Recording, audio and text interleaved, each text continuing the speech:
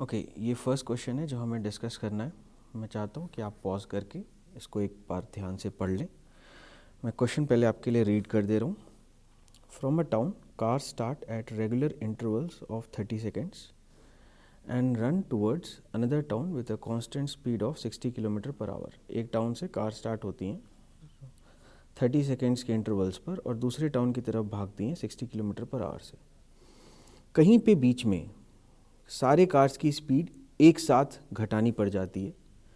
At some point of time, all cars have to simultaneously reduce their speeds to 40 km per hour due to bad weather conditions.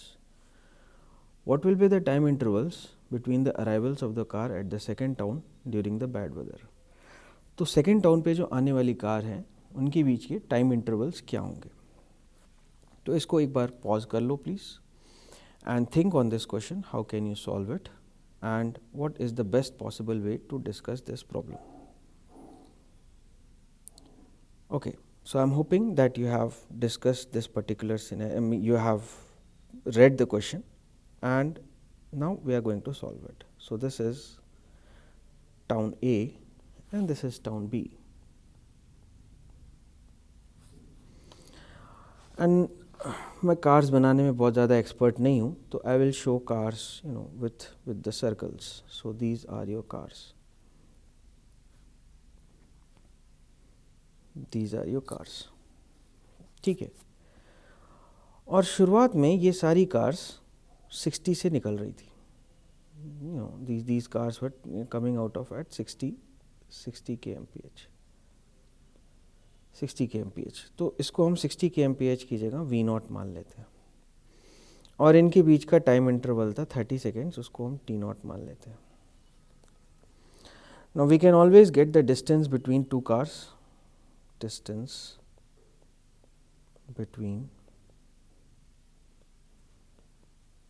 two consecutive cars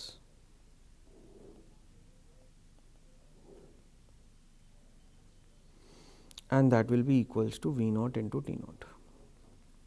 This is the distance between two consecutive cars. अब जैसे जैसे आगे बढ़ती जाती हैं weather conditions ख़राब हो जाते हैं, तो वेदर कंडीशंस ख़राब होने की वजह से सबको अपनी स्पीड रिड्यूस करनी पड़ती है 40 से. Every car has to reduce its speed to 40 kmph. But सारी स्पीड्स साइमल्टेनियसली रिड्यूस होती हैं. All speeds are reduced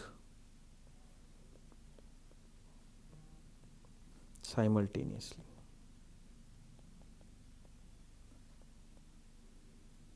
Can you guess what happens if the speeds are reduced simultaneously? अगर सारी कार्स की स्पीड एक साथ रिड्यूस हो जाए.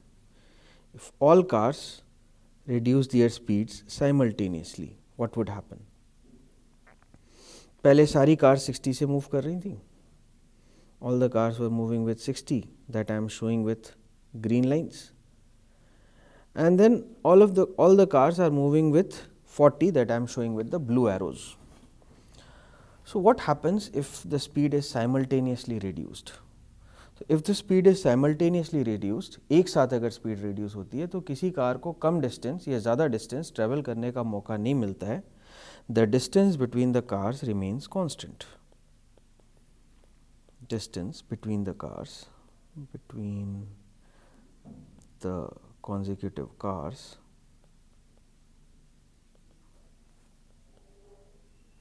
remains constant.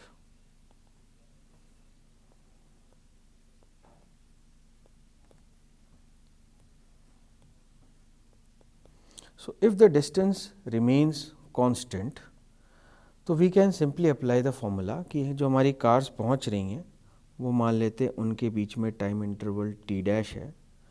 So we will have V0 into T0 is equals to V dash into T dash, and that would give us the value of T dash, and that will be equals to V0 upon V dash into T0.